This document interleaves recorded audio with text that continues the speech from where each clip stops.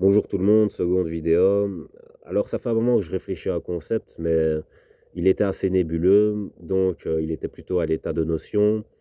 J'arrivais pas trop à le cerner dans ses caractéristiques pour pouvoir le traduire avec les mots de la langue. Et je pense que j'y suis parvenu, donc c'est pour ça que je fais cette vidéo. Et donc j'ai réfléchi pendant un moment. Et je vais titrer la vidéo «Le centre quantique de l'univers». Alors vous allez vous dire, waouh, c'est un titre très accrocheur. Mais voilà, je pense que la quantique a à voir là-dedans et je vais vous expliquer après. En fait, c'est une question de perception. Il y a certains êtres humains qui pensent qu'ils sont le centre du monde et puis d'autres êtres humains qui pensent qu'ils sont insignifiants. Alors la vraie question, c'est qui a tort, qui a raison, et je pense que chacun a un peu de vérité et chacun a un peu tort, encore une fois. Et je vais vous expliquer mon hypothèse, parce que c'est pas prouvé, mais voilà, je pense quand même avoir bien avancé sur le sujet. Euh, c'est comme si, en fait, soi-même, on était un univers. En fait, pour vous, en fait, pour vos particules qui sont à l'intérieur de vous, c'est comme si vous étiez Dieu, entre guillemets. C'est-à-dire que l'association de tout ce mécanisme vous permet à vous d'avoir une conscience. Et, euh, et donc, voilà, et ça, faut pas l'oublier, parce qu'on a toujours tendance à regarder vers le haut, être attiré par la puissance, mais parfois la puissance, elle est ailleurs que dans les apparences. Et donc, il ne faut pas sous-estimer ce qui est microscopique. Et comme je dis, c'est comme si on était un univers.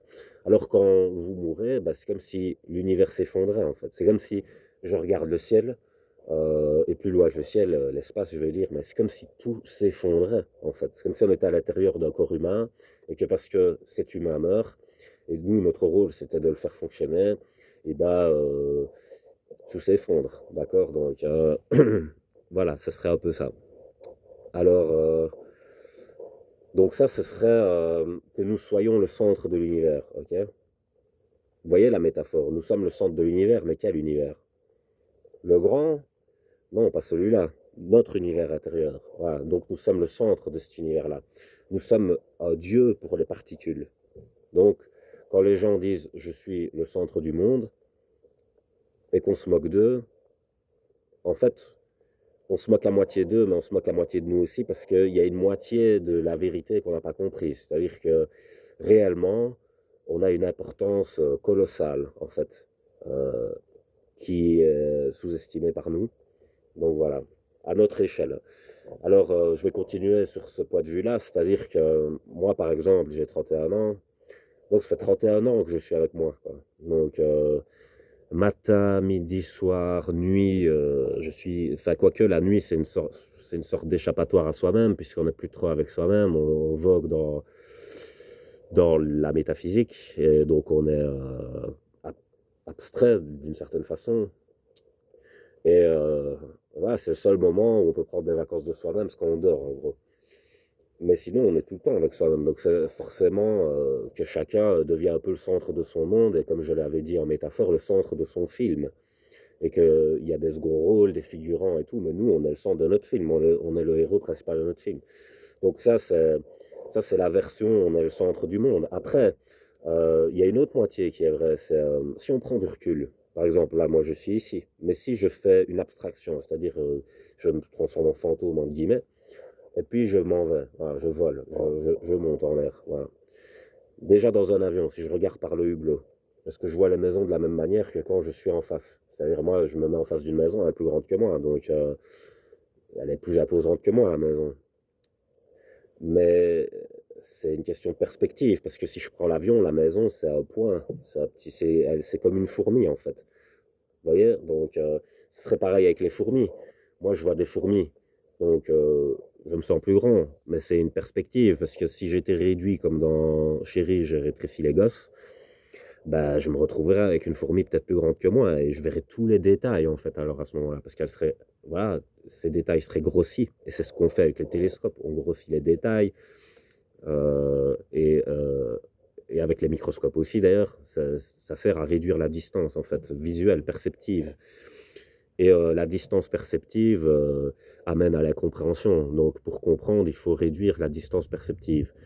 Et donc, comme je dis, si je m'éloigne, bah, je vais me trouver de plus en plus insignifiant. Si je m'éloigne de moi-même et que je me regarde, je vais me trouver insignifiant. Je vais me voir un parmi d'autres.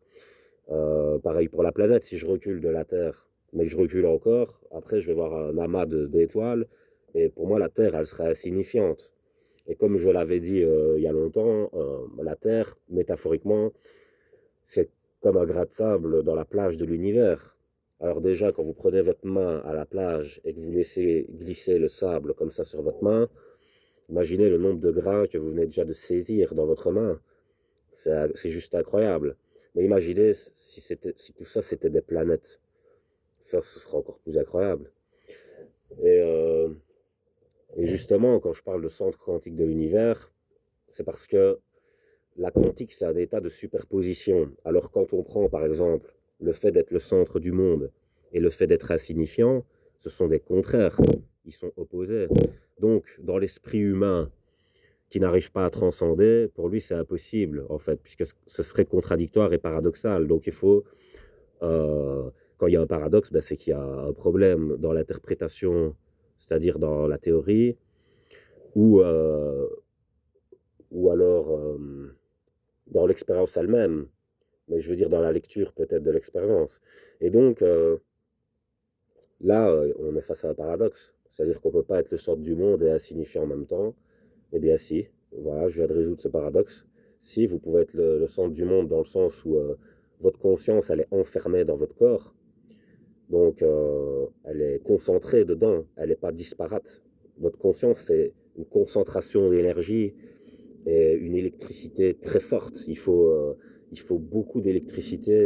D'ailleurs, on le voit dans les films de science-fiction, notamment dans Van Helsing, quand Dracula veut faire naître réellement ses enfants, puisque ses enfants sont des morts vivants, immortels, mais il veut réellement créer la vie grâce à Frankenstein. Et pour ça, il va utiliser le courant, il va utiliser l'électricité. Et donc voilà, c'est pour dire, dans le cerveau, pour créer la conscience, il faut beaucoup d'électricité. Et donc, quand je dis beaucoup, franchement, le mot est faible. Voilà.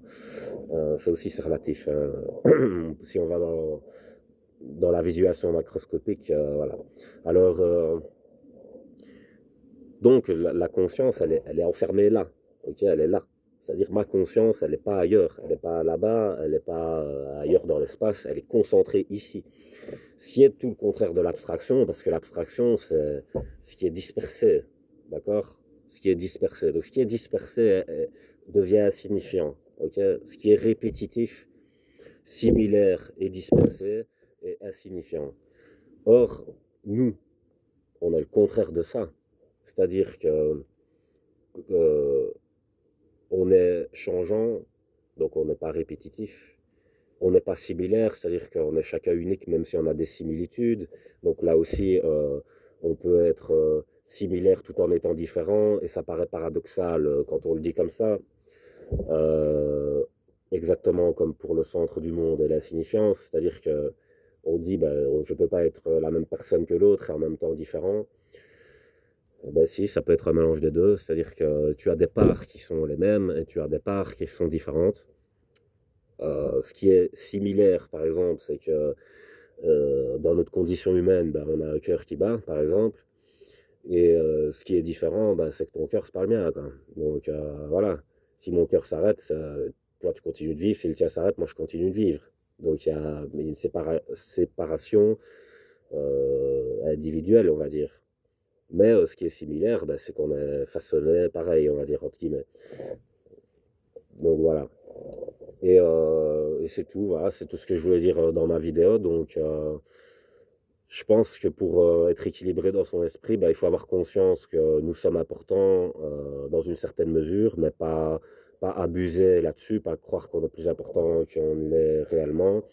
Et puis dans un autre sens, je pense qu'il faut aussi comprendre qu'on est insignifiant, aussi dans une certaine mesure, et pas au point de nier sa propre existence jusqu'à en finir et tout ça. Donc je pense, voilà, Et justement, quand on part dans les extrêmes, bah, ça crée des drames parce que imaginez, bah, si vous prenez pour le centre du monde, vous n'avez pas la réelle puissance de maîtriser la Terre, par exemple, parce que vous êtes beaucoup plus petit, mais essayer de vous maîtriser vous-même, c'est déjà pas mal, on va dire. Donc déjà son organisme, on n'en a pas réellement le maître entier non plus. Nos parties ont des choses à dire et quand on a mal, bah, c'est des cellules qui envoient des messages au cerveau pour dire c'est la merde ici, il faut faire quelque chose et tout ça.